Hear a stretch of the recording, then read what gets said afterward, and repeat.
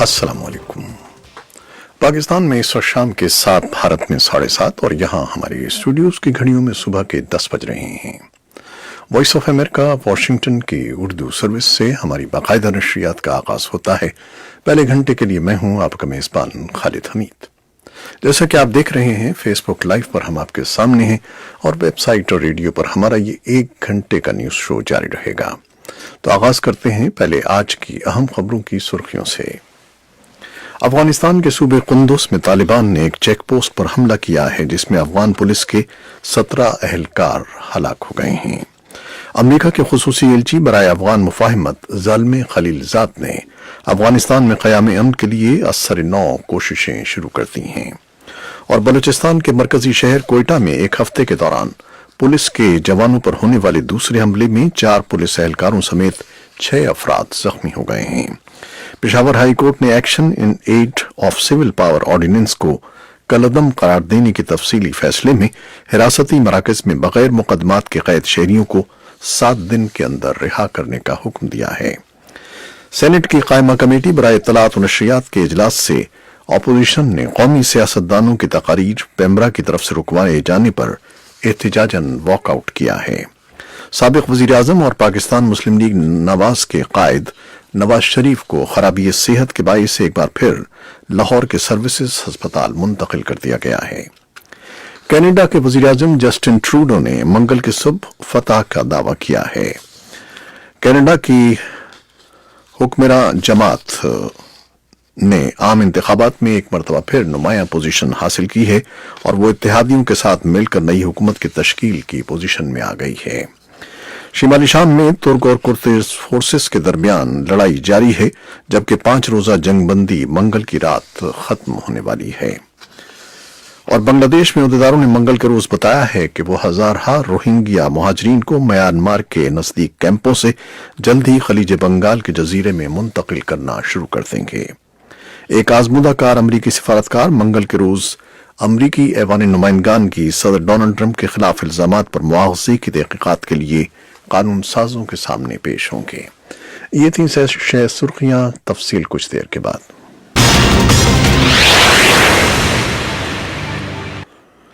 افغانستان کے صوبے قندوز میں طالبان نے ایک چیک پوسٹ پر حملہ کیا ہے جس میں افغان پولیس کے 17 اہلکار ہلاک ہو گئے ہیں۔ حملہ پیر کی رات کو قندوز کے ضلع علی آباد میں کیا گیا جبکہ شدت پسندوں اور سیکیورٹی اہلکاروں کے درمیان فائرنگ کا تبادلہ کئی گھنٹے جاری رہا۔ قندوز کے ایک ضلعی عہدیدار نے نام ظاہر نہ کرنے کی شرط پر وائس آف امریکہ کو بتایا ہے کہ ہلاک ہونے والوں میں پولیس کے ایک اعلیٰ افسر بھی شامل ہیں۔ قندوز کے پولیس ترجمان انعام الدین رحمان نے بھی اس واقعے کی تصدیق کی ہے، البتہ انہوں نے مزید تفصیلات نہیں بتائیں۔ دوسری جانب حملے کی ذمہ داری قبول کرتے ہوئے طالبان کے ترجمان ذبیح اللہ مجاہد نے کہا ہے کہ ان کے جنگجوؤں نے یہ حملہ کیا ہے جس میں افغان سیکیورٹی فورسز کے 20 اہلکار مارے گئے ہیں۔ واضح رہے کہ افغانستان کا صوبہ قندوز ان علاقوں میں شامل ہے جس کے متعدد اضلاع پر طالبان کا قبضہ ہے۔ اسی اثنا میں امریکہ کے خصوصی ایلچی برائے افغان مفاہمت زلمے خلیل زاد نے افغانستان میں قیام امن کے لیے اثر نو کوششیں شروع کر دی ہیں۔ اس ضمن میں وہ بیلجیم، فرانس اور روس کا دورہ کر رہے ہیں۔ امریکہ کے محکمہ خارجہ کی طرف سے جاری بیان کے مطابق خلیل زاد افغانستان میں قیام امن کی کوششوں کا جائزہ لینے کے لیے برسلز، پیرس اور ماسکو کے دورے پر ہیں۔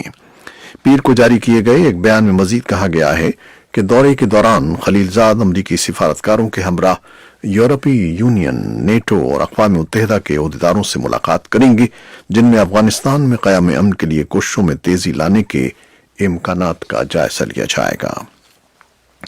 بلوچستان کے مرکزی شہر کوئٹہ میں ایک ہفتے کے دوران پولیس کے جوانوں پر ہونے والے دوسرے حملے میں 4 پولیس اہلکاروں سمیت 6 افراد زخمی ہو گئے ہیں۔ دھماکے کی ذمہ داری کسی بھی گروپ نے تاحال قبول نہیں کی ہے۔ پولیس حکام کے مطابق پیر کی شام کو خروٹ آباد پولیس تھانے کی ایک گاڑی علاقے میں معمول کی گشت پر تھی۔ شہر کے نواحی علاقے اسپنی روڈ سے جب گاڑی گزر رہی تھی تو نامعلوم دہشت گردوں نے ریموٹ کنٹرول خود ساختہ بم سے گاڑی پر حملہ کر دیا جس سے گاڑی میں سوار 4 پولیس اہلکار اور 2 راہگیر زخمی ہو گئے۔ خروٹ آباد تھانے کے ایک افسر ثناء اللہ نے وائس آف امریکہ کو بتایا کہ دھماکہ خیز مواد موٹر سائیکل میں نصب کیا گیا تھا جو سڑک کے کنارے کھڑی کی گئی تھی۔ پشاور ہائی کورٹ نے action in aid of civil power ordinance کو کالعدم قرار دینے کے تفصیلی فیصلے میں حراستی مراکز میں بغیر مقدمات کے قید شہریوں کو 7 دن کے اندر رہا کرنے کا حکم دیا ہے۔ ججز کی عالمی تنظیم انٹرنیشنل کمیشن آف جیورسٹس کے تحفظات کو بھی ہائی کورٹ نے اپنے تفصیلی فیصلے کا حصہ بنایا ہے۔ تنظیم نے مذکورہ آرڈیننس کے نفاذ کی مذمت کرتے ہوئے اسے انسانی حقوق سے متصادم قرار دیا تھا۔ سینٹ کی قائمہ کمیٹی برائے اطلاعات و نشریات کے اجلاس سے اپوزیشن نے قومی سیاستدانوں کی تقاریر پیمبرا کی طرف سے رکوائے جانے پر احتجاجاً واک آؤٹ کیا ہے۔ ان کا کہنا تھا کہ اپوزیشن رہنماؤں کے خلاف توہین آمیز زبان استعمال ہو رہی ہے۔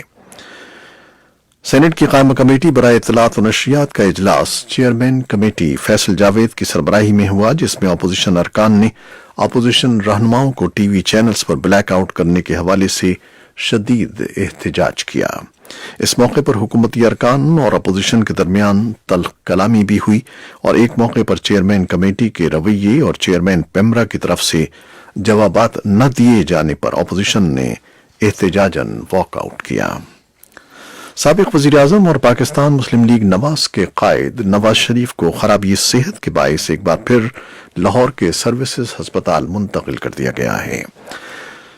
Nawaz Sharif Chaudhry sugar mill case میں جسمانی ریمانڈ پر قومی احتساب بیورو کی حراست میں تھے۔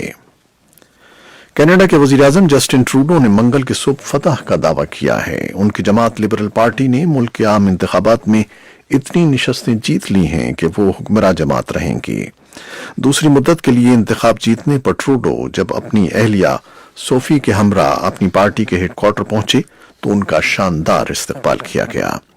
خبر رساں ادارے رائٹرز کے مطابق کینیڈا میں عام انتخابات کے لیے پیر کو ہونے والی ووٹنگ کے بعد نتائج کی آمد کا سلسلہ جاری ہے اور اب تک حکمراں جماعت لبرل پارٹی سب سے زیادہ 146 نشستوں کے ساتھ سر فہرست ہے۔ اکثریتی حکومت بنانے کے لیے کسی بھی جماعت کو 338 کے ایوان میں 170 نشستیں درکار ہیں۔ حکومت بنانے اور نئی قانون سازی کے لیے جسٹن ٹروڈو کو بائیں بازو کی حزب اختلاف کی جماعتوں پر انحصار کرنا ہوگا۔ امریکہ کے صدر ڈونلڈ ٹرمپ نے جسٹن ٹروڈو کو مبارکباد دیتے ہوئے اپنے ایک ٹویٹ میں کہا ہے کہ جسٹن ٹروڈو کو زبردست اور سخت مقابلے کے بعد کامیابی پر مبارکباد پیش کرتا ہوں۔ شمالی شام میں ترک اور کرد فورسز کے درمیان جبکہ 5 روزہ جنگ بندی منگل کی رات ختم ہونے والی ہے، بتایا جاتا ہے کہ تھوڑی بہت لڑائی جاری ہے۔ وائس آف امریکہ کی ہیدر مرڈک نے تل تہر اور شام میں راس العین سے اپنی رپورٹ میں بتایا ہے کہ جنگ بندی کے باوجود جس میں جمعرات کے دن دستخط ہوئے تھے، کہیں کہیں لڑائی جاری ہے اور لوگوں کے ہلاک اور زخمی ہونے کی اطلاعات ہیں۔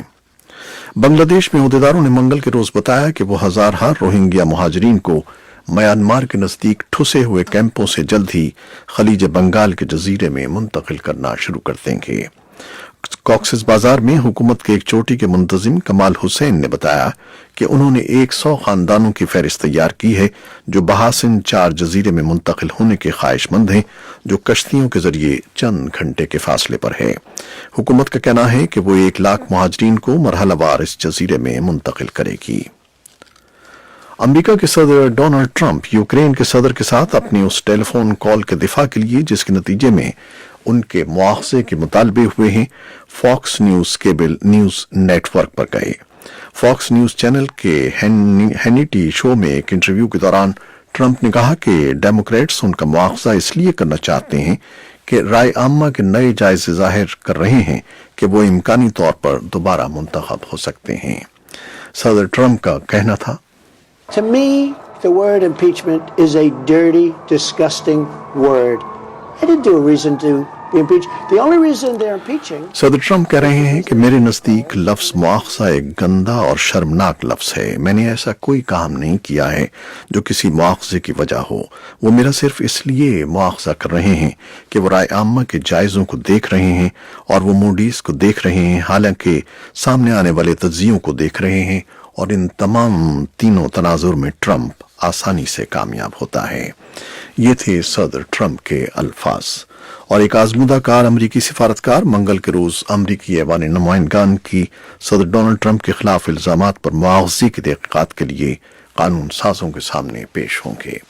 یہ تھیں وہ خبریں جو فیس بک لائیو پر ہم نے آپ کے لیے پیش کی۔ ویب سائٹ اور ریڈیو پر ہمارا یہ 1 گھنٹے کا نیوز شو جاری رہے گا۔ ہمارے ساتھ رہیے گا۔ کیمرامین فواد الیاس کے ساتھ فیس بک لائیو سے اجازت چاہتے ہیں۔ اللہ حافظ۔